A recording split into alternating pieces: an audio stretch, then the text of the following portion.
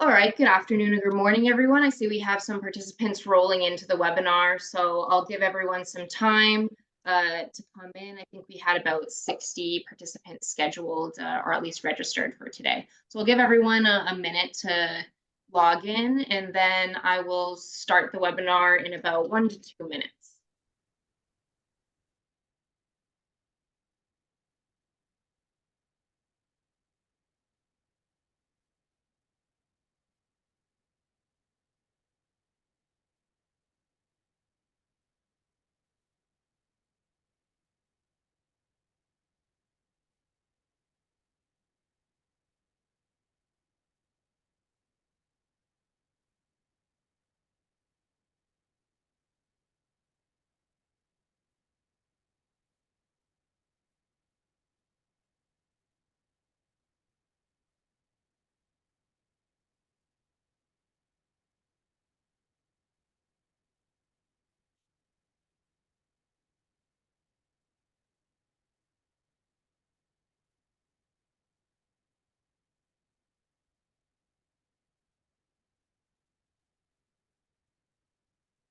All right, so it looks like we're just a minute past the top of the hour here. So I'll start off our webinar. So good afternoon or good morning, everyone, depending where you're joining us from today. This is the CGCN's or the Canadian Grapevine Certification Network's first webinar of 2024. And today we'll be focusing on the tomato ringspot virus. This virus that is not especially well known in Canada, as far as we're aware right now, but that may change when we go into these presentations, but is becoming more of a concern. So please note that this webinar is going to be recorded and it's going to be posted to our website and our YouTube afterwards if you wish to view it again or share it with your colleagues. So I'll start us off today. My name is Darian Temporal. I'm the Executive Director of the Canadian Grapevine Certification Network, and I will serve as the moderator for today's session. So we are joined today by a pair of fantastic guest speakers. We welcome Dr. Marc Fuchs from Cornell University in Geneva, New York. He came back, he presented 3 years ago, I believe, when we had our grapevine red blotch virus webinar. And then we also welcome Dr. Tom Forge from the Summerland Research and Development Center in Summerland, British Columbia, who also was a speaker at one of our cluster update webinars about 2 years ago. So I'm also joined today by Bill Armstrong.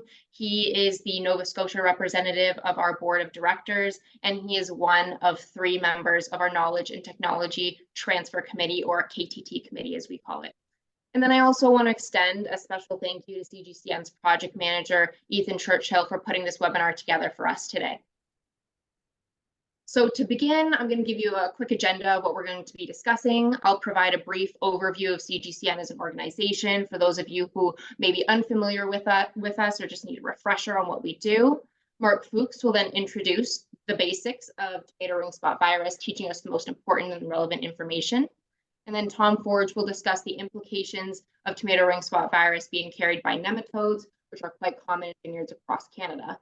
And then finally, we will end the session with a question and answer period after all the presentations are completed. So please feel free to type your questions into the Q&A box at the bottom of your screen, and we will address them after our 2 presentations today.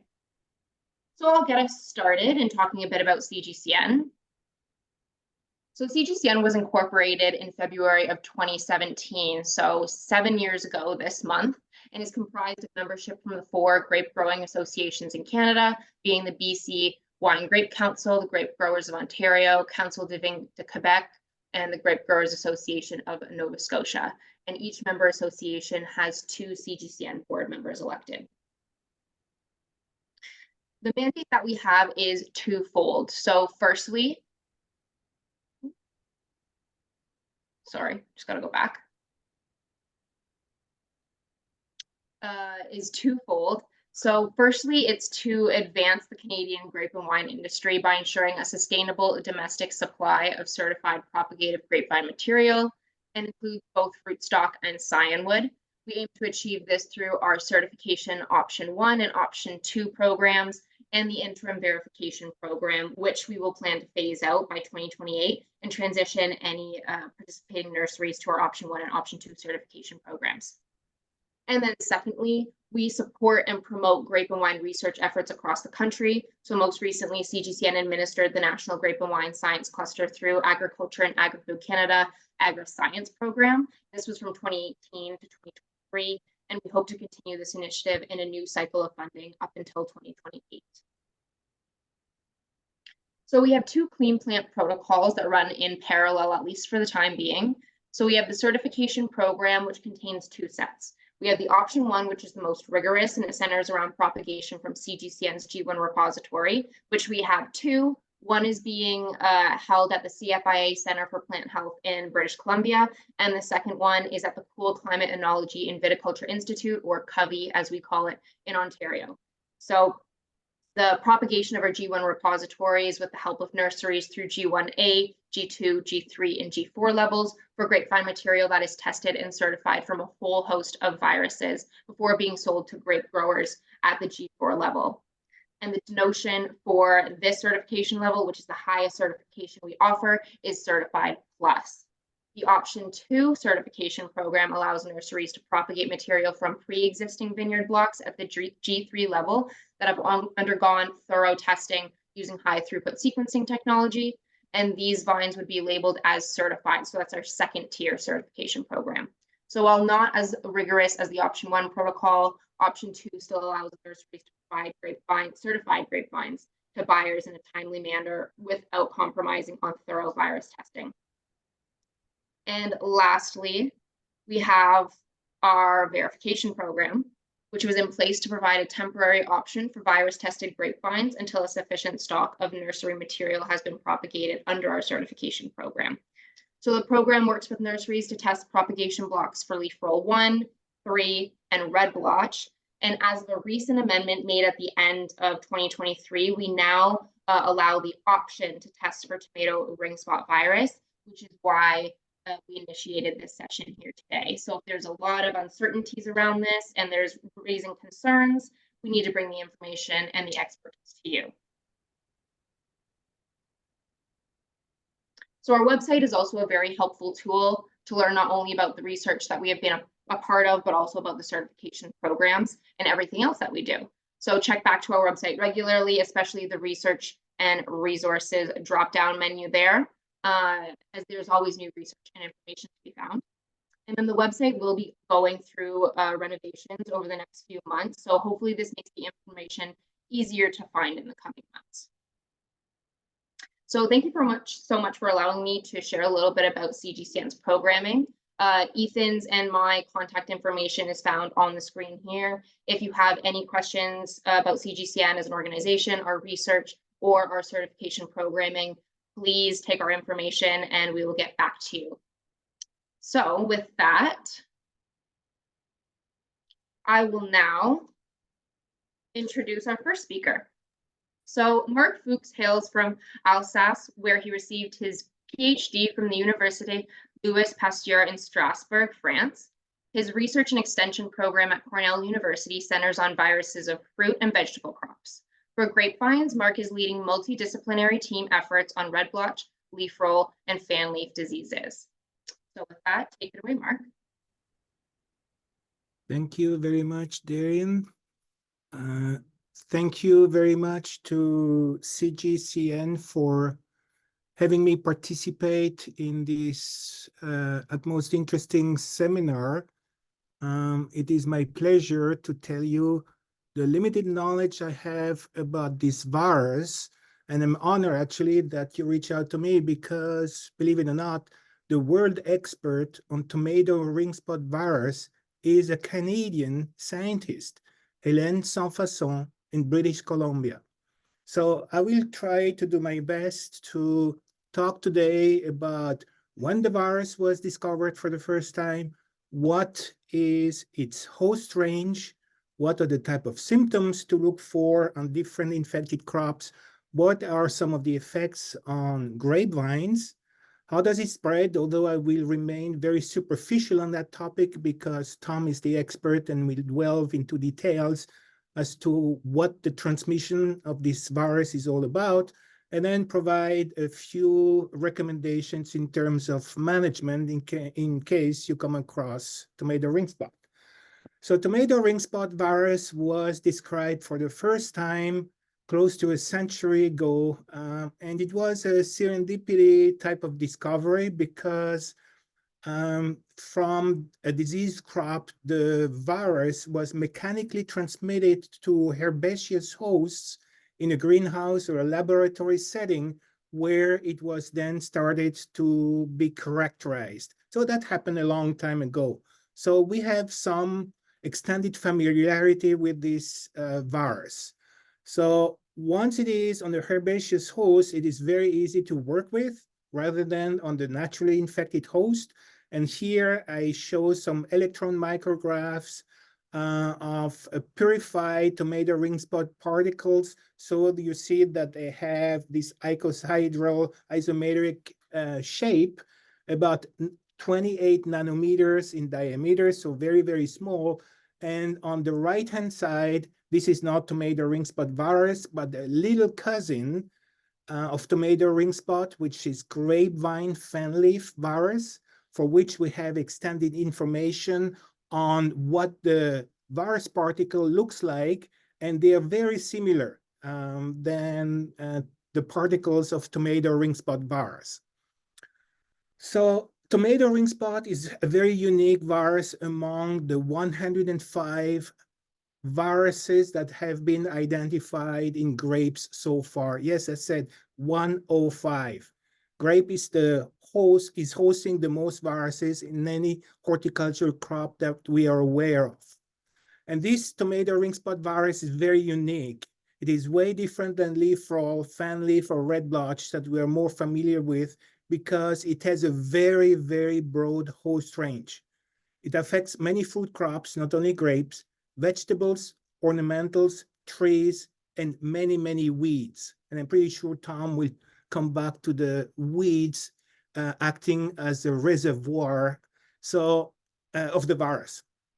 So among fruit crops, we have to list apples, cherries, plums, peaches, nectarines, almonds, and pawpaw. And I know that pawpaw is grown very seldomly, but it is grown in Ontario. I'm not sure about British Columbia and other provinces of Canada. The virus can infect strawberries, blackberries, raspberry, currants, blueberries.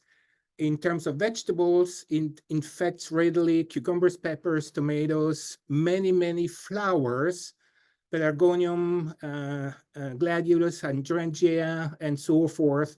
It can affect white ash trees, and as I said, many, many weeds, such as dandelion, chickweed, sheep sorrel, and so forth, which are very, very, very common in and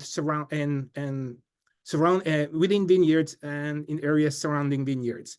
So just to show you what type of damage this virus can do on various crops here in New York, here you see a peach orchard, and obviously you have on the right-hand side a dead tree and a very declining tree.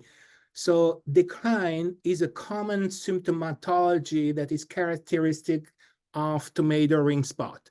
And this decline and the death of the peach tree here on the right are due to infection by tomato ring spot virus.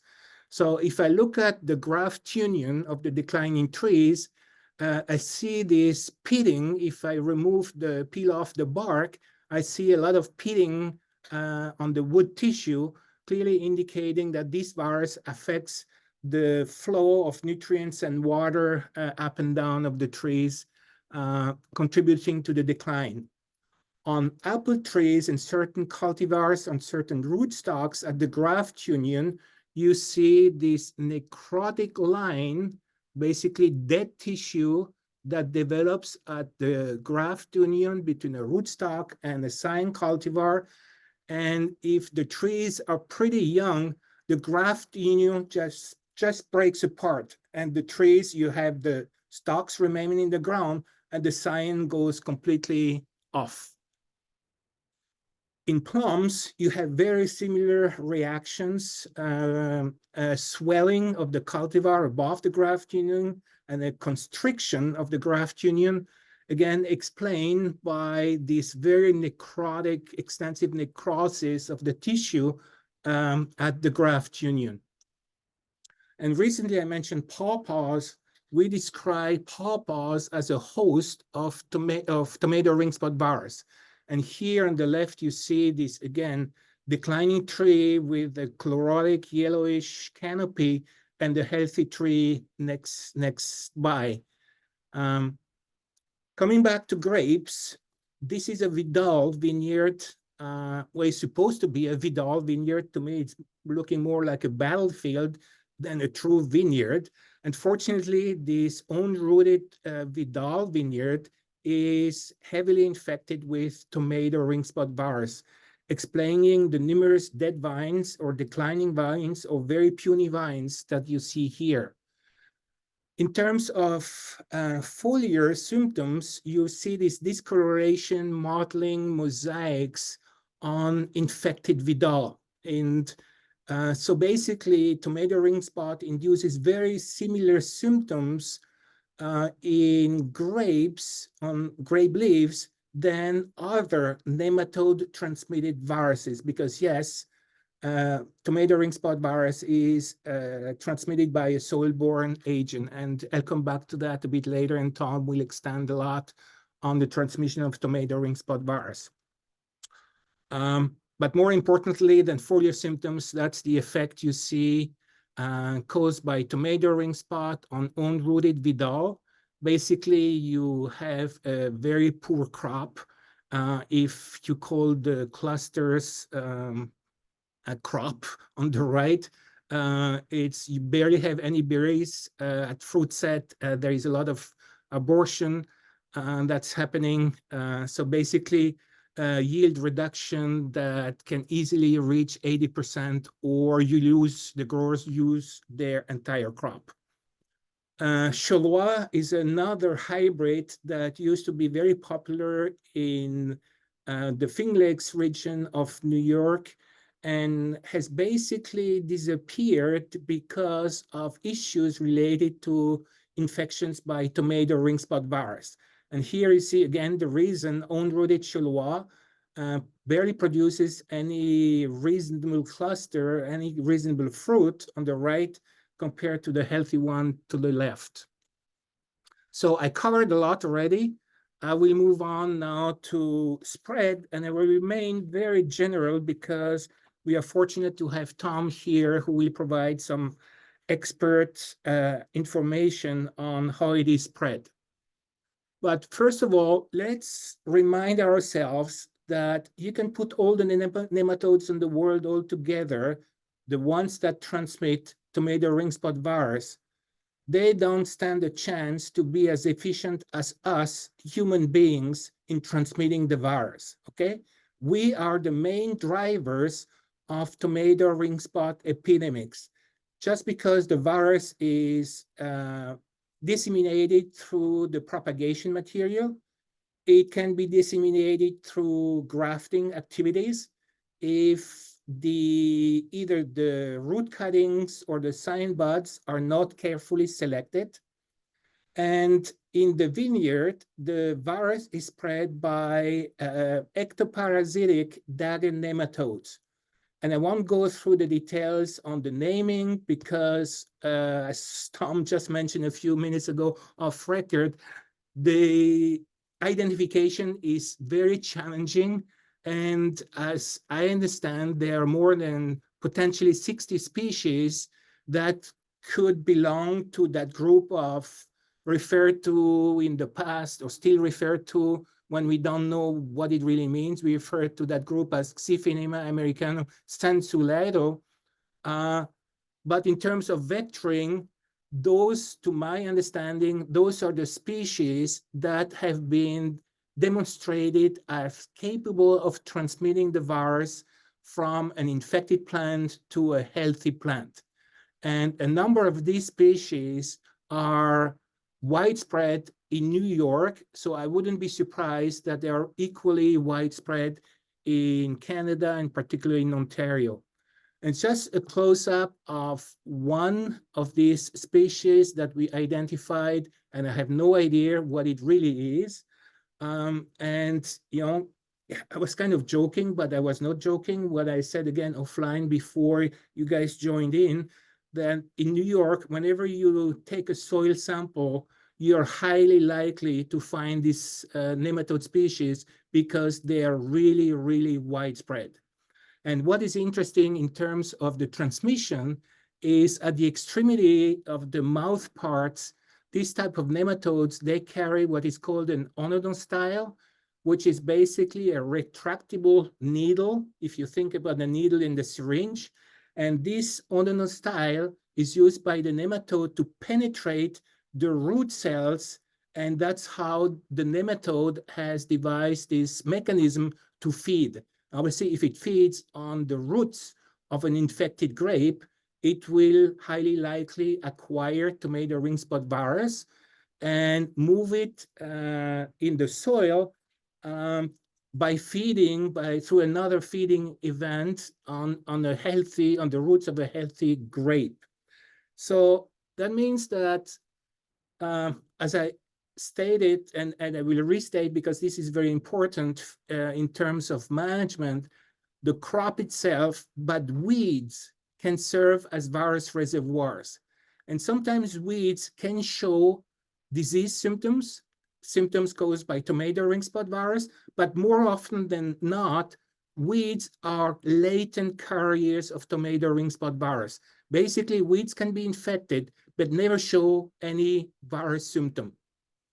The acquisition from an infected vine and the transmission to a healthy vine, or a healthy host, I should say, not a vine particular, because the host range is pretty broad, is pretty fast. It's done within an hour or so. And the spread in a vineyard or orchard situation, whatever, is very slow because nematodes are slow movers.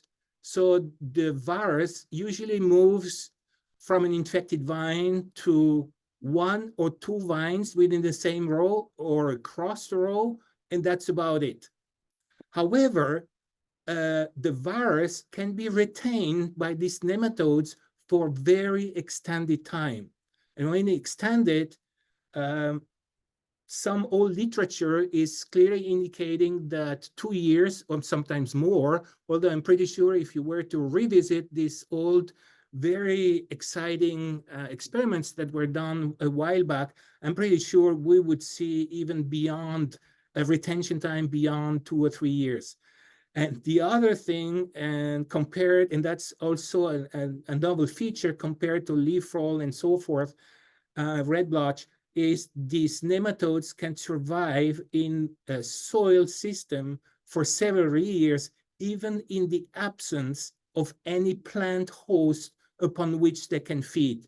They have a survival mode. I don't know how they do it, but it's quite impressive. I'm pretty sure Tom will expand on that. In terms of management, unfortunately, like for any other virus that infects grapes, there is no cure in a vineyard. Once a vine is infected, it will remain infected until it dies or until it is yanked out and removed from the diseased vineyard.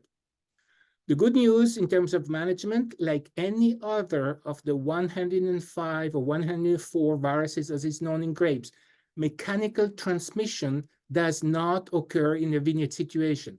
So hedging, pruning, harvesting, suckering, thinning, you name it, will not move the virus from an infected vine to a healthy vine, either through our hands, through tools, through instruments, equipment, so forth.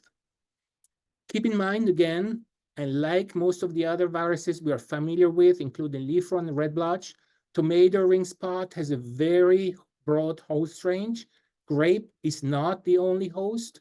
So site selection becomes very important. Knowing the history of your site is critical. And equally critical is the careful selection of the planting material, because obviously you do not want to introduce the virus in your vineyard. And in terms of vineyard site selection and preparation, weed management becomes very, very critical. As I mentioned numerous times, weeds can serve as virus reservoirs. You may want, before you establish your vineyard, to use plants with nematicidal properties, although I'm not quite, and there are many of those available up there, and I'm not sure, and Tom, I'm pretty sure I see him smile, so I'm pretty sure he'll be keen to provide more information. I'm not sure how much research has been done targeting specifically Xiphinema in terms of using nematicidal plants to target this type of populations. The other thing is when you are desperate to establish a vineyard in a site where you know the nematode vector is present and the virus has been present and documented before you establish your vineyard, the rootstock selection becomes even more critical than ever before. And I'm just going to end up my presentation with 2 slides to illustrate the effect of the rootstock. Coming back to the very declining unrooted Vidal vineyard that I showed a few minutes ago. This is the east end of the same vineyard. I showed you the west end. And when you look at this picture, you can see that there is a slight slope, right? With the top of the hill being close to the woods in the back of the vineyard there. Sorry, wrong. So if I call your attention to the back of the side of the vineyard that is facing the woods, you can see a big difference in the vigor of the vines there compared to the ones in the foreground of the slide. The foreground, you see the same decline as I showed in the previous slide. In the back there, beyond that artificial white line that I drew in the picture, you can see vines that are thriving with a green canopy. So if you see that the only difference between the thriving vines close to the woods and the declining ones in the foreground is the rootstock. The foreground, they are unrooted. In the back close to the woods, they are grafted on 3309 Kuderk. And the reason there is a big difference is this rootstock exhibits some tolerance to this type of nematodes, meaning that the vines in the back, like the vines in the front, can get infected with tomato ringspot virus. However, using the Xiphinema tolerant 3309C rootstock will delay the rate of infection to the point where this grower could make a good Vidal crop because it chose the right rootstock. And with this, I'm concluding and thanking you for your attention. I'll be happy to entertain any questions at the end of the webinar. Thank you. Thank you very much, Marc, for that tomato ringspot virus 101 there. I really liked your comment on the Vidal vineyard. You showed how a portion of it was, or at least looked healthy, and then another portion of it, as you said, looked like a battlefield. And right now, the only way we know to avoid disease and spread of infection is through clean material. And you can get that through CGCN's participating nurseries. So if you have any questions about clean material, please contact myself or Ethan. But to move on with today's webinar, we will now welcome Tom Forge. So Tom is an applied soil ecologist with Agriculture and Agri-Food Canada and British Columbia. He specializes in research on the ecology and management of plant parasitic nematodes affecting horticultural crops.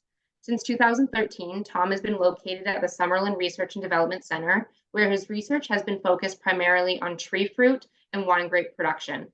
Prior to joining AAFC, Tom was an independent researcher consultant in the Okanagan Valley for 5 years, and before that, he conducted postdoctoral research at Oregon State University, the Pacific Forestry Center in Victoria, BC, and the Macaulay Land Use Research Institute in Scotland. So with that, I pass it off to Dr. Tom Forge to discuss the spread of tomato ringspot virus. Thank you, Darian. Just clicked on screen number 2. So can you see my presentation? Okay. Okay, very good. Thank you. Yeah, so thank you, Marc, for that great, as Darian put it, tomato ringspot virus 101, and some great segues into the kind of the nematological component of all of this. And so I'll try to pick up from there and flesh out a few details in some areas that Marc already started touching on. So I'm going to start with, here we go, just get my clicker going here. There we go. So most vineyard managers are well aware that there are plant parasitic nematodes in vineyard soils, and there are several different species that are commonly found in vineyard soils. And these plant parasitic nematodes exist as well amongst, in the soil pores, amongst fungal feeding nematodes and bacterial feeding nematodes and a whole bunch of different kinds of nematodes. But when you break it down to the plant parasitic nematodes, there are actually two really broad groups. And I bring this up, I don't want to get too deep into basic, phylogenetics, but it's important from the perspective of understanding the kind of unique role that these dagger nematodes play. So these broad groups, the Anoplia and the Caesarnentia, and it's like comparing mammals to birds, for example. So these are completely different classes within the phylum Nematoda.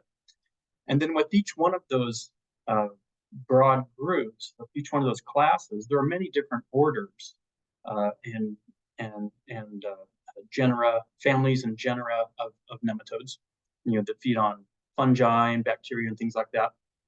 But the important thing to remember, or that I'm trying to get across, is that the vast majority of plant parasitic nematodes belong to the order Tylincida in the class Caesarnentia.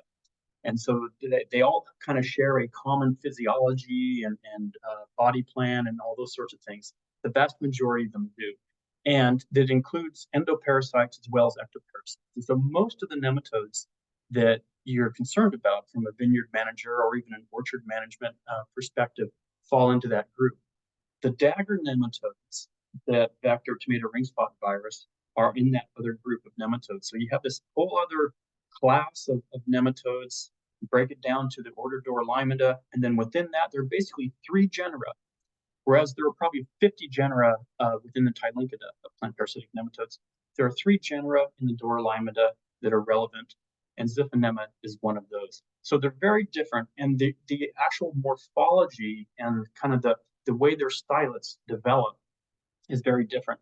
Marc already mentioned that nematodes use these stylets, these piercing, sucking mouth parts. I don't know if you can see my cursor here, but so it's like a hollow spear. You can probably barely make out there's a lumen in that spear. So this is a Tylincid nematode.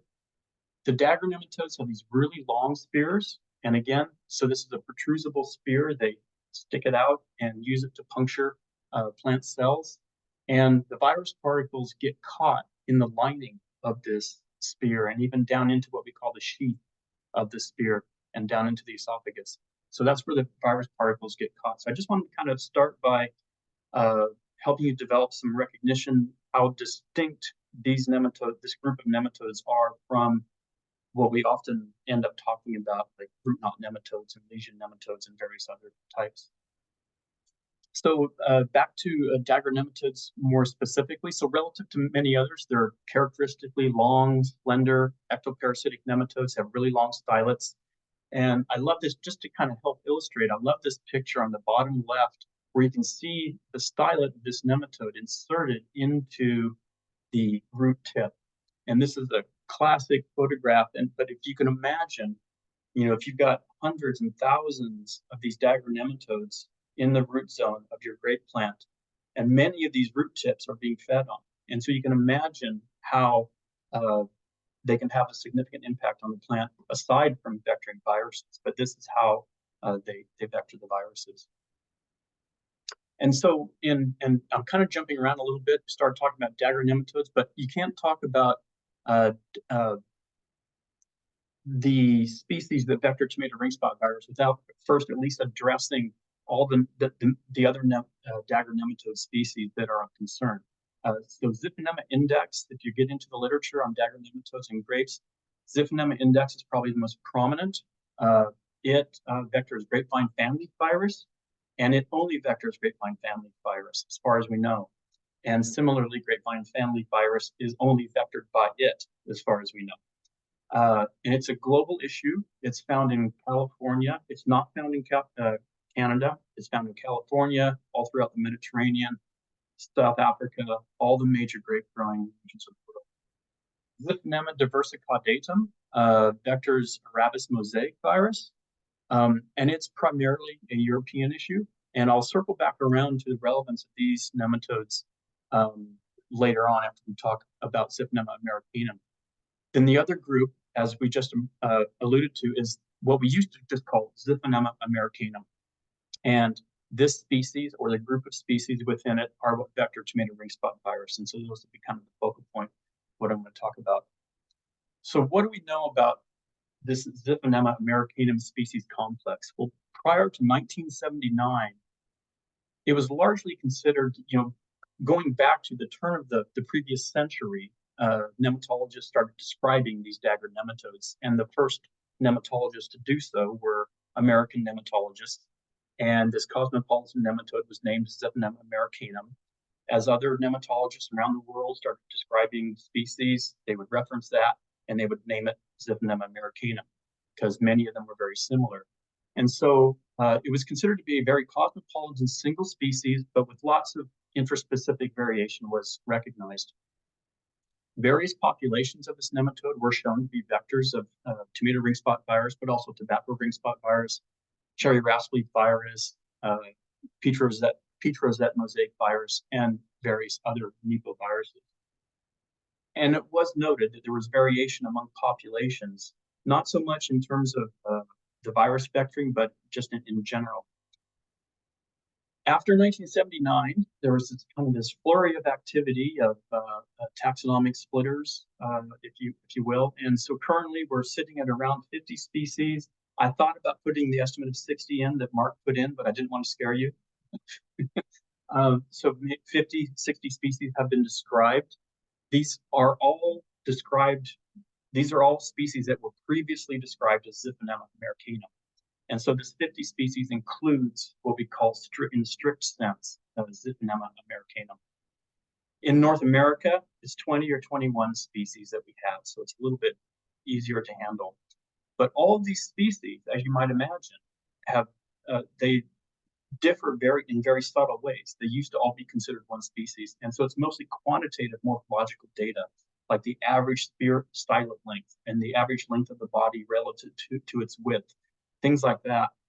And so you end up with ranges in these measurements, and so it can be really difficult sometimes to identify the species or distinguish them in most cases.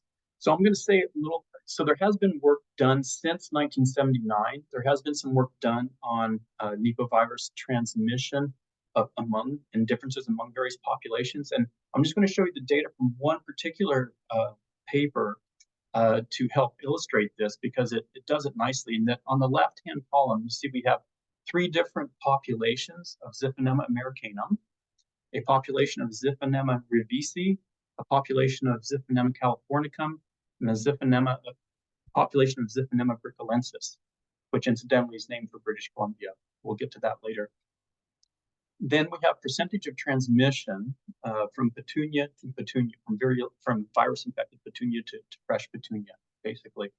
Cherry rasp leaf virus, tobacco rasp leaf virus, cherry rasp leaf virus, tobacco ringspot virus, tomato ringspot virus, 2 different strains, the peach stem pitting strain and the prune brown line strain. And the main point I want to make is to, don't get caught up into particular populations. The main point is the variation among populations. So these were all originally would have been considered Ziphenema americanum, but you can see for any given virus, there's a lot of variation between those populations in their ability to vector that virus. Then likewise, among the viruses, there are differences in the propensity for them to be vectored by the different strains. So this is just to illustrate kind of where we are in this complicated scenario where we have many different species that are morphologically very similar, but it does matter. They do differ in their ability to vector any given virus. And then the viruses, the nepoviruses differ as well in how well they are vectored by any given population. So breaking it down specifically to Canada, what is the situation? What do we have in Canada? So prior to 1984, there were greater than 500 accessions or slides in the Canadian National Collection. They had all been described as Ziphenema americanum. Barry Ebsary, taxonomist in Ottawa at the time, did a review of all of these slides, exhaustive review, and basically came to the conclusion that in Ontario, Quebec, and PEI, we had Zipponema revisi. He had specimens on these slides that he was able to, given that the new taxonomy, he's able to say these ones are Zipponema revisi. Likewise, Zipponema americanum was less prominent, but it was found in Ontario, Nova Scotia. And then all of the accessions or examples, slides from anywhere west of the Great Lakes, he all lumped into a new species, which he described called Zipponema occiduum. Then in 1989, as he was involved in a project with nematologists out in British Columbia, he started looking at the Okanagan Valley populations in more detail and ended up deciding that they were sufficiently different from Zipponema occiduum, which he had just described 3 years or 4 years previously, and redescribed them as Zipponema bricolensis and one population of Zipponema pacificum, only one site where that one was found.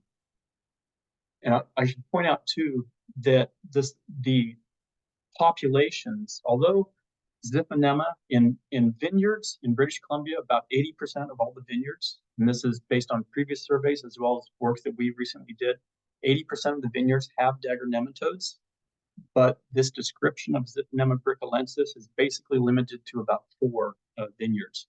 And we do not know at this time, we can't confirm that all those other populations are indeed Zipponema bricolensis. So regarding the situation in Ontario, Quebec, and Nova Scotia, and to bring us a little bit more up to date, in the late 1980s, Allen et al. Isolated or identified 21 vineyards with tomato ringspot virus at the time. And then they went in and they sampled intensively around the root zones of those of virus-infected plants in those vineyards and found almost exclusively Zipponema revisi in those vineyards and around those plants. And they demonstrated that they could pick those nematodes out and put them on a fresh plant and demonstrate transmission. So that was pretty hard and fast, a nice study to demonstrate the role and the presence and the role in the vectoring situation in Ontario. A little bit later, Van Driel et al. Did more of a general survey study, and again, 83% of the vineyards they sampled had revisi, 17% had americanum. They were limited only to the very sandiest of the sites. So that's just kind of what we know about Ontario. In Quebec, prior to the 1984 revisions, a survey of orchards found 71 or 88% of orchards in Quebec had dagger nematodes that were at that time referred to as Zipponema americanum. Now we presume they're probably Zipponema revisi, but there hasn't really been any follow-up that I know of at this point. Guy Belair, colleague of mine with Ag Canada in Saint-Jean-sur-Richelieu, in the late 1990s, published in 2001, surveyed 13 vineyards in the Estrie and Montérégie regions, and no Zipponema was found in any of the samples that he sampled. So this doesn't square with occurrence of tomato ringspot virus in Quebec vineyards at this point, and it does sort of seem odd given the prevalence of dagger nematodes in orchards in Quebec, but we'll come back to this shortly. Nova Scotia, I was involved in a survey just a few years ago, actually, with funding from the CGCN and BC grape growers. And basically we found Zipponema. We weren't able to identify them to species, but we found Zipponema in 57% of the vineyards of Nova Scotia vineyards. So this is kind of the first look, the first scratching the surface of looking at what nematodes are present in Nova Scotia vineyards. So now I'm going to shift into talking a little bit about the ecology and management of Zipponema americanum. And I will be referring to Zipponema americanum in a broad sense. Most of this data has been derived from populations that were in the literature described as Zipponema americanum in a strict sense.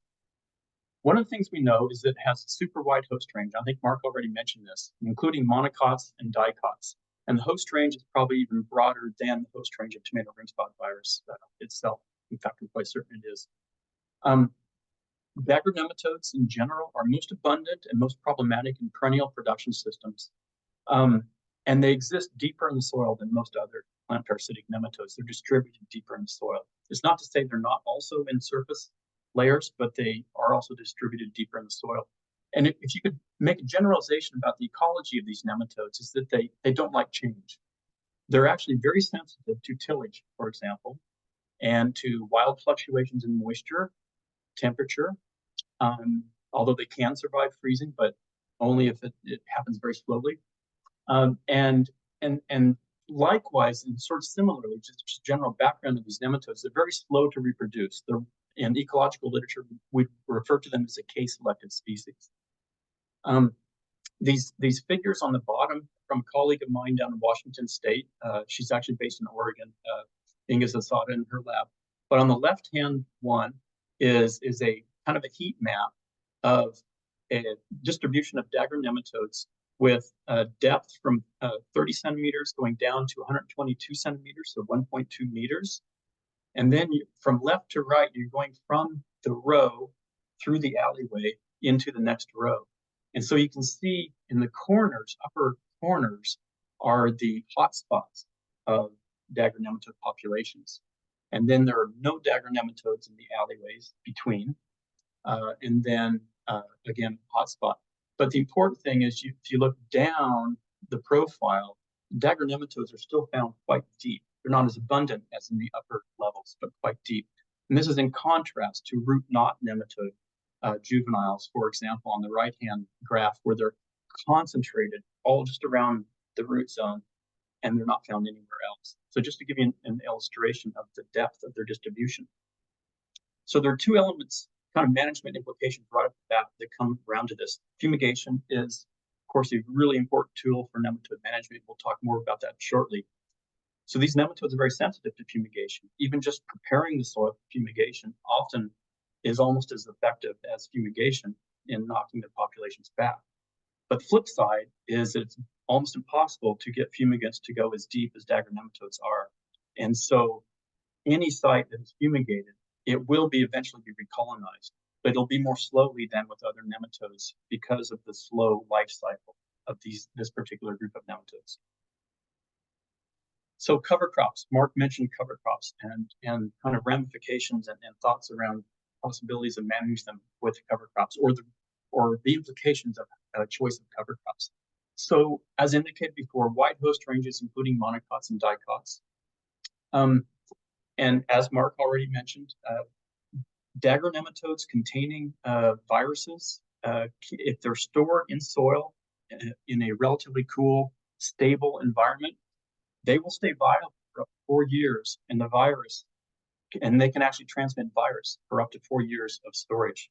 And that's that's as long as as anybody's even tried to do this. So the possibility of them retaining virus in the soil, like if you have a massive infestation, you pull all the plants out, or all that section of a block, and you want to come in with new planting material, you fumigate, there's still likely to be varioliferous nematodes in there. Now, the esophagus and stylet, which I showed you before, that the nematodes, where the virus resides in the nematodes, whenever the nematodes molt, as the cuticle is shed, the stylet is also shed with the cuticle. It's actually, like, embryologically, it's part of the cuticle. And so this can actually be a way of leveraging or to increase the rate of loss of virus from the population. In that a population that is actively feeding on a non-host for tomato ringspot virus, the nematode will progress through its life cycle. Whereas if it's just in moist soil sitting there without feeding, if it's actually feeding, it'll progress through its life cycle and it'll lose the virus whenever it molts, because it loses the stylet. And so this has been demonstrated. It's kind of a theoretical thing, but it has actually been demonstrated experimentally in a couple of experiments. Most recent and kind of the best one was work done with raspberry, which is very susceptible to tomato ringspot virus. Jack Pinkerton and Bob Martin down at USDA in Corvallis did these experiments in which they were able to show where they took out sections of virus-infected, tomato ring spot virus-infected raspberry.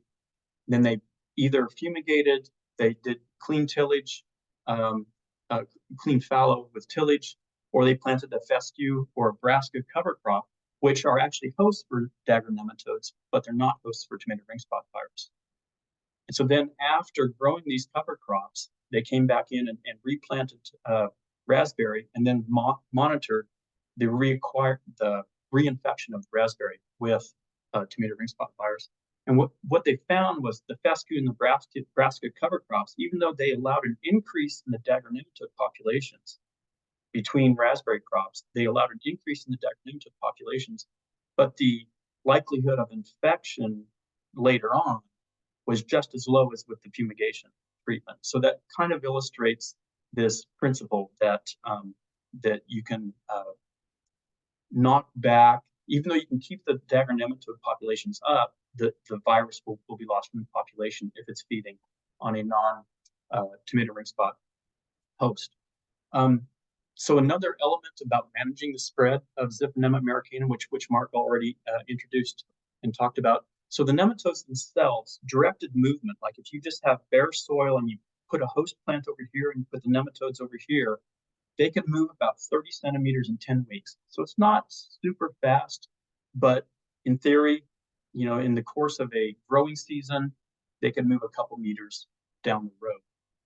In actual measurements, in most of these experiments have been done in raspberry systems.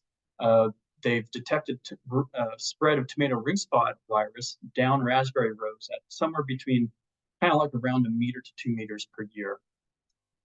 That kind of works out to approximately 1 systemic plant infection per year. This is based on some work that Jack and Bob Marc did as well.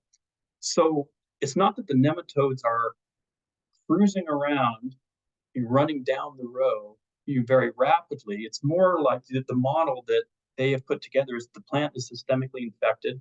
So the nematode is able to pick up virus, but then it's basically just feeding on roots of the adjacent plant and it's facilitating movement to that adjacent plant. And that's kind of like the rate of spread per year. So it's not super fast, but the nematodes are contributing to that spread down the rows. They have also, in some of that work in raspberry, they also demonstrated that having a non-tomato ring spot virus host cover crop will help minimize movement across rows in this way, as we just discussed. So rootstocks, Marc already mentioned, and it was great that he brought that up, how the difference between the 3309 rootstock and the self-rooted. By and large, self-rooted are way more susceptible to dagger nematodes, or to put it another way, dagger nematode populations will build up to much higher levels on self-rooted than on almost any other rootstock, common rootstock used for grape production. There has also been, within rootstocks, there has been some screening or selecting for rootstock resistance to Zipponema as part of the UC Davis program. Andy Walker and Howard Ferris have published on this. And the focus has been on Zipponema index because it is by and large the most damaging of the dagger nematodes, especially in the California context. And so, unfortunately, so some of those rootstocks that they've worked on and documented resistance to Zipponema index, they have had opportunities to screen against Zipponema americanum, but this hasn't been done as extensively as for index. But what does come out of their data is that resistance to Zipponema index, unfortunately, does not translate completely to resistance to Zipponema americanum, nor vice versa. So this is something to be aware of. Resistance to Zipponema americanum is observed in plants or rootstocks with Vitis champigny background in them. So now I'm quickly, general thing, even though there's not a rootstock that is resistant to Zipponema americanum that we know of, it is important to know, as Marc pointed out, that any rootstock is better than self-rooted in these contexts. So what about Zipponema index and diversicaudatum? I wanted to circle back around to talk about these because it's hard to talk about dagger nematodes without also talking about them. It's important to know some of the background. So diversicodatum was previously actually introduced into Ontario, but it was apparently eradicated. They have not been able to find it since. It's present in California, and it's widespread in Europe. Ziphinema index is present in California. It's a huge problem, as well as the Mediterranean, South Africa, most other major grape growing regions of the world. It is that nematode, despite grapevine family virus, it is super damaging on its own. And that's what I'm trying to show with the picture of the roots down below. The one on the left, even though it's a larger root system, you see it's very necrotic, stubby, and not very effective at taking up water and nutrients. So, but especially with grapevine family virus, this nematode is super damaging. And the reason I want to bring these up is so these ones are morphologically very dissimilar from Ziphinema americanum. No problem distinguishing them from that respect. But we do have other species in Canada that are morphologically similar to these. So this can be an issue, let's say, from a regulatory perspective. And case in point, Ziphinema bakeri, actually named from Mount Baker in the Fraser, just outside the Fraser Valley of British Columbia. Morphologically very similar to both index and diversicodatum. It's widespread in British Columbia. We know that it can vector a rabbis mosaic virus, but it hasn't really been studied for anything else. And there's little molecular phylogenetic data on it because it's not super widespread. So I just want to bring this up so people are aware that we're always on the lookout for Ziphinema index because of the, because grapevine family virus has entered into plantings in Canada, but we've always been able to relax and say the vector is not there. But we're always looking out for it, but there can be complications with identification, like for a diagnostic lab or somebody like that, with respect to species that we do have in Canada. So I think I'll kind of end it there. I wasn't sure if you were interested in, obviously as a scientist, going through this kind of review, I come up with kind of summarize in terms of what would we do if we wanted to try to elucidate things a little bit better. First and foremost, I think characterizing, and Marc would probably agree with this, and I think he probably mentioned it, to get a better handle on characterizing the tomato ring spot strains in Eastern Canada, and in particular the prevalence with respect to rootstocks, as like the example he showed earlier. To reevaluate the presence of Ziphinema in Quebec vineyards, I think is something that needs to be done. And we do have an Ag Canada nematologist in Quebec who has replaced Guy Belair. And so I think there could be some scope for kind of improving our understanding of the situation there to reevaluate the methods that were used in Guy's original work, but also it's 24 years later, and perhaps things have changed. In British Columbia, we currently, the conventional wisdom is that we do not have tomato ring spot virus, but we do have other nepoviruses, and I think it would be worth maybe having a little bit of a closer look at what we have in British Columbia. And then also, as I mentioned before, the Ziphinema populations we have in BC were distinct from the rest of the country, but this has only been actually characterized for just a few populations. But then getting into management-related things, the differential susceptibility of the rootstocks that we do use in Canada with respect to Canadian populations and species of Ziphinema would be very useful to complement the work that has been done in California. And in particular for Revisi, Americanum, and Bricolensis, and to experiment with some techniques for cleaning up infestations that we do have.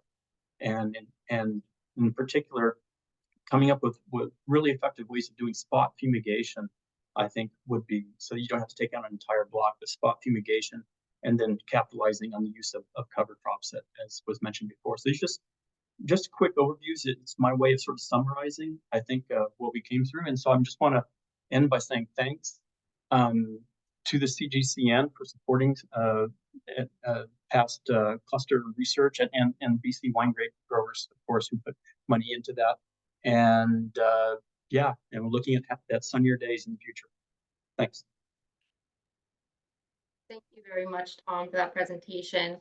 It's great to know that there are things that can be done on the actual boots on the ground vineyard level to minimize populations of these Ziphonemon species, such as tillage and fumigation, like you've mentioned.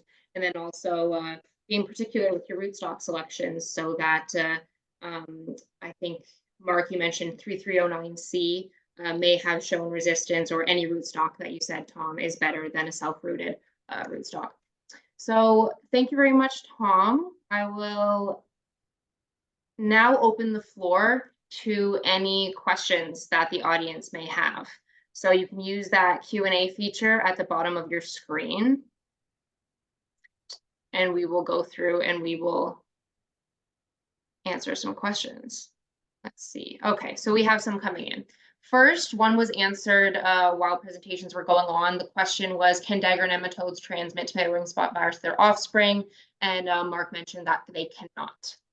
So now the next question we have is, why do mechanical transmission on aerial parts of the plants is not an issue to spread tomato ring spot virus? Why does it have to, quote unquote, pass by the roots? Excellent questions. I will take a first stab. First, we have to remember that the way a virus operates when it infects a plant, the first step is to enter that plant. And the virus, in general, not only tomato ring spot, is not well designed to do so compared to other pathogens, fungi, for example, that are capable of creating an opening in a plant to then start the infection process. A virus cannot do that. It has to use another organism to create that opening to enter a plant. So, for example, in the case of tomato ring spot, Tom extensively mentioned this stylet that is critical for the dagger nematode to feed. And that dagger nematode will puncture the cells, and that's the entry point. So obviously, if you manage your canopy in a vineyard, we as human beings create a lot of openings with pruning shears when we hedge, when we harvest, and whatever. However, this type of opening is not conducive for the virus to start an infection, because the type of physical damage we do to a vine when we hedge, when we harvest, will enable the plant to release a number of chemicals that the virus does not like. So any attempts for the virus to enter will not result in an infection, because the virus particles will be destabilized or destroyed by these chemical compounds that the plant is constantly producing and will be released upon wounding, for example. So the last question, why does the virus have to enter through the roots, if I remember well? That's the way this virus interacts with its vector, is below ground. Why, from an evolutionary standpoint of view, these two are interacting the soil versus mealybugs above ground? I don't know. I just do not know. But that's the way it is. Sorry. And that's why there's research. Yeah. I'll just expand a little bit on what Marc was saying, and he was spot on. And just so people are aware, when these dagger nematodes go to penetrate cells in a root, they actually, it's not just a straightforward jabbing sort of wound sort of thing. They actually start by exuding nematode spit, we call it, enzymes and various other factors that actually help to prevent the plant from reacting with defense, if you will, and to ease the penetration into the root cells. But then also, it does not necessarily, like even when it finds a cell that it starts to slurp up, it actually stops, and the first thing it does is it egests or exudes more nematode spit. And that's when the virus gets kind of flushed into the cell. But those cells around the feeding site of the nematode actually remain alive. The nematodes set up a kind of semi-permanent feeding site, and so because they don't want the cells to just die around their feeding site. They want the plant to keep sending juices down to it. So that's part of that, the intricacies of the host-parasite relationship that enable the virus to be vectored into cells that where it can start to replicate, if you will. Thank you, Tom and Mark, for those answers. We had a comment from one of the audience members just saying that for information purposes, they have plenty of Xiphinema species in Quebec and also tomato ring spot virus in some vineyards. And actually, that's what triggered us to organize this session today. So thank you for that information. And then follow up to that statement. They want us to clarify the legal status of tomato ring spot virus in Canada and what the implications are of that right now. There is confusion within the industry about what it means to find the virus in our fields.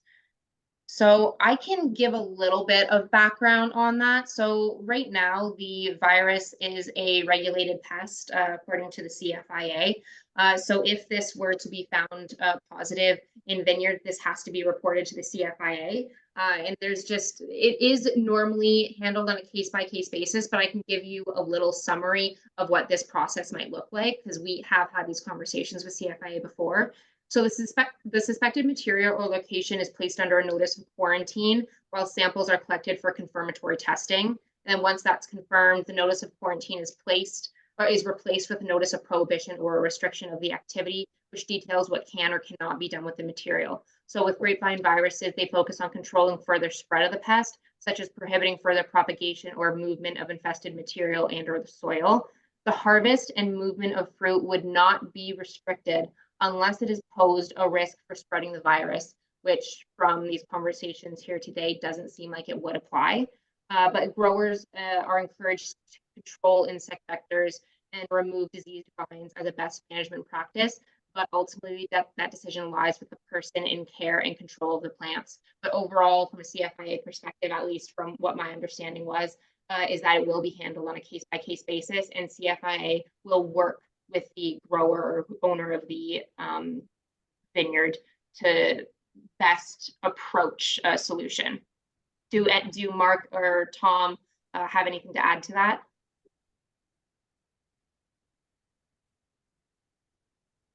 Okay. Not really. We'll move on to the next question. I know that there is some confusion amongst this. If you do have any other questions regarding the status of it within Canada, reach out to myself or Ethan. I gave you our contact information at the beginning of this webinar. You can also find it on CGCN's website. And I can also get in contact with CFIA to get more details on that.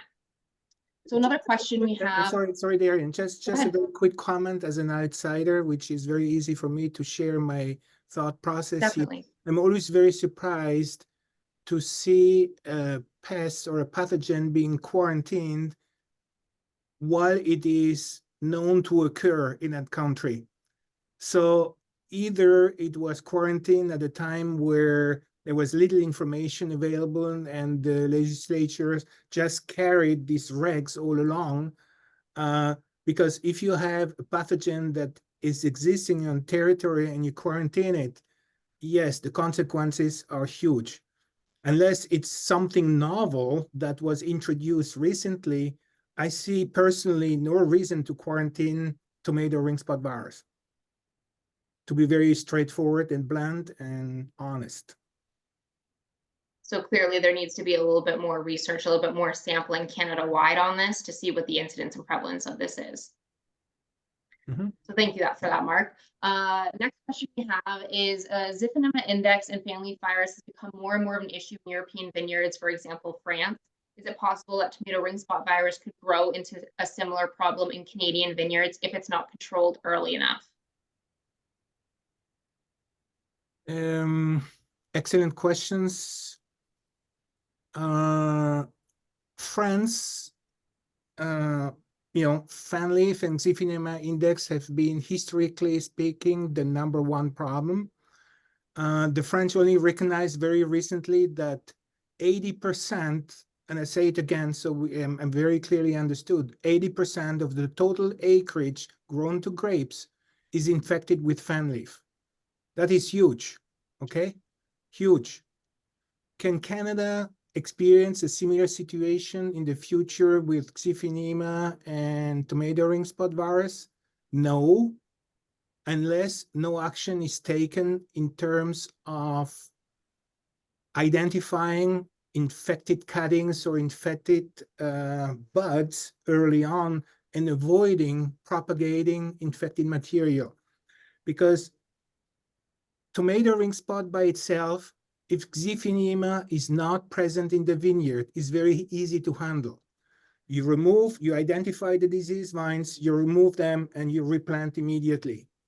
If Xiphinema is by itself in a vineyard with no tomato ring spot virus, the likelihood that there will be any visible damage is highly likely nil, just because the population density of the Xiphinema species you're dealing with, Revisii or whatever it might be, needs to be amazingly high for it, upon feeding, to weaken the roots to such a level that the vine might be damaged. And this level of populations I've experienced in my 20+ years now at Cornell only once. I couldn't believe the population that we had in just one site. All the other sites where we tested for Xiphinema species, as I said, you collect soil samples in New York, you will get Xiphinema. But they were a very, very low level that we felt either in terms of the certification, some of the G2 vineyards, we were taking a risk, but the risk was reasonable to establish these G2 blocks in sites where Xiphinema were present. There's only one site where one of the nurseries had purchased new land, never seen grapes ever, and the population was so high that there was no way that nursery could establish a G2 block. So that's the only case I know. But when the two are together, the nematode and the vector, this is where we have to think about all the strategies and the responses that Tom detailed in his presentation.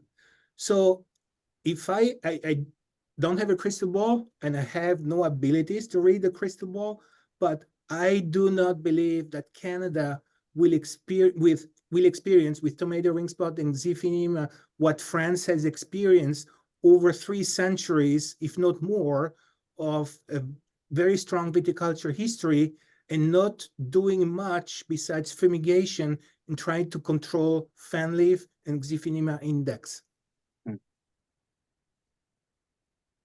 But if you don't do anything, the risk that it'll be a serious problem might be real, but not to the extent that France is dealing with fan leaf and Xiphinema index. No way. These are really important details to note for anyone that would be importing material from France then. So you want to make sure that you are knowing what the protocols for that specific nursery or what they're following, what their clean plant programs look like. Did you want anything else, Tom? No, that was really well put, Mark. Okay. I appreciate that. Yeah. All right, next question. Does stem pitting or graft necrosis appear as a symptom in grapevines similar to the picture of the plum tree that you showed, Marc? First of all, I have to expose my ignorance because I don't know what graft necrosis is, but that's a side comment. Some vines can experience the severity of pitting that I've shown on the plum trees, yes, but usually the symptoms are not as severe. But they are very similar, absolutely correct. Is there any photo evidence, or has this been documented in grapevines? Yes, And you have, again, sorry to make that comment, you have the world expert on grapevine stem pitting in Guelph. All right, and the last question that we have, at least from the audience, so if anybody else has questions, please put them in the Q&A chat box now. What kind of cover crop do you recommend, and how long should it be in place? Yeah, from the perspective of this dagger nematode, it's not for dagger nematode management, but it's to be a non-host for the virus. So I would recommend a grass species, and the key thing is because grasses can be managed effectively to keep weeds out. If you go with a dicot kind of cover crop, you may be able to pick something that is not also a host for tomato ringspot virus, but it is more difficult to keep weed species out, for example. And Marc mentioned, or he showed a slide of some of the many species that are also hosts for tomato ringspot virus. But principal among them are dandelions and chickweed and many very, very common weeds in agro-ecosystems. So the key is to select something that will be, not only that it doesn't host the virus, but that it's also effective at helping making it easier to manage all the other weeds that may be in there. Yeah. So that's the approach. But a particular species, it's going to be dependent on your location and what cover crop grasses work best for your location. Right. And to increase the chances that this approach will work, again, consider grafted vines. Try to shy away from self-rooted vines. All right, thank you so much to our audience for those questions. Bill, do you have any questions that you want to ask before we log off for today?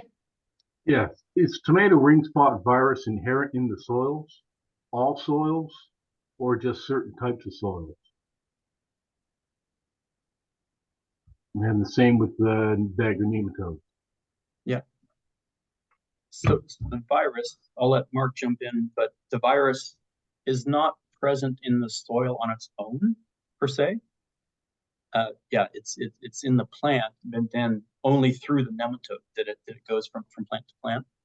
And the nematodes themselves, it's an interesting area. Pretty much all types of soils where you're going to be growing vineyards, you can get dagger nematodes. There is some species preferences. By and large, the conventional wisdom is Zipponema americanum in the strict sense, like sandier soils. Zipponema revisi is happy in siltier and even clay soils than americanum. So between the two of them, pretty much any soil is open to being colonized or used as a habitat by those nematodes. Yeah. Thank you. Just to add up to what Tom very eloquently explained, viruses cannot survive in a soil. The viruses, by definition, including tomato ringspot, can only survive on or in a living organism, the roots of a vine or a nematode. Otherwise, they cannot survive, okay? They have to colonize a living organism. And they use, basically, they move from vine to vine through the dagger nematodes. And basically, what they do is they just hitchhike in the nematode. They do not multiply in the nematode. They are picked up by the nematode. They just sit on the stylet and the end, or the beginning of the digestive system, if you want. They sit until the nematode spits the virus out again when they feed upon a healthy vine. Okay? Yep. It's only multiplying in the plant host. I have one more question, maybe to close out the session for today, because it also may speak to future research that may be needed.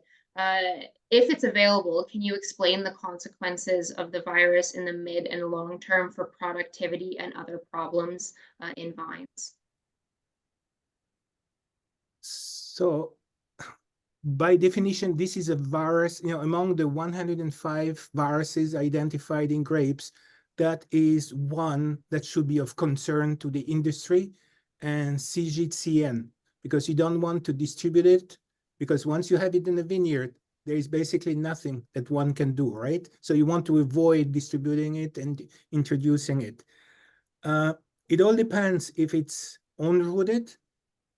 The likelihood that your plants will decline very quickly and become unproductive at the sense of making a decent crop is very high. If it's on a vineyards established with grafted vines, the vines will eventually become infected. But the infection, because of the tolerance that the rootstock exhibits against the Dagon nematode, the infection from the roots into the sign will be very, very slow, taking many years. And for the virus to build up in the scion and create the debilitating effect might take 5, 10, 15 years. So you're still making a crop. Obviously, if you have a healthy vine and you compare it with your tomato ring spot, that's the balance you'll deal with. But with the grafted material, you will still make a crop compared to self-rooted vines. Okay, thank you. Well, if there's no other questions or comments from our panel at this time, I'll wrap up our session. So a special thank you to, oh, sorry, Tom, did you want to say something? Yeah, I just wanted to pick up on one thing very quickly. One of the questions you kind of quickly went over. Someone from Quebec indicated that indeed dagger nematodes are found in Quebec vineyards, and Yes. I appreciate that. It was hard for me from BC. The only published data I had available was that paper of Guy Belair, and I noted that I was a little uncertain about the situation at this point in time, given that. But the other point I wanted to make is that in Quebec, Benjamin Mimi is a nematologist at Saint-Jean-sur-Richelieu, and also in Ontario at the Agriculture and Agri-Food Canada Research Centre in Vineland, Tahara Sultana. They're both nematologists who have not historically been working in grapes and tree fruits. So part of the reason I ended up, but also they weren't available or what have you for this. But I just want to put that out there for our listeners from Ontario and Quebec. You have people you can talk to about nematode issues in those regions. So. Thank you for that. And I do want to let everybody know here that this is an issue that CGCN has been discussing. And that's why we wanted to host this session here today. So there may be more information regarding tomato ring spot virus coming soon from CGCN. So to wrap up today's session, I want to extend a special thank you to our presenters, Marc and Tom. Thank you very much for attending today and presenting and taking the time to share your work with the Canadian grape and wine industry. And thank you to everyone in the audience for joining us today. We hope to schedule more webinars in 2024. So please be sure to stay up to date with us online through our email newsletters or through our website. This webinar has been recorded and will be posted to our website if you ever want to revisit it or send it to someone who is unable to attend. And lastly, when you exit this webinar, you will be asked to complete a brief survey where you can share your thoughts on today's session. We would really appreciate everyone's feedback so that we can help improve our future webinars. So thank you again to our guest speakers and to all of you for attending. I hope you enjoy the rest of your Fridays and have a great weekend. Thank you. Thank you.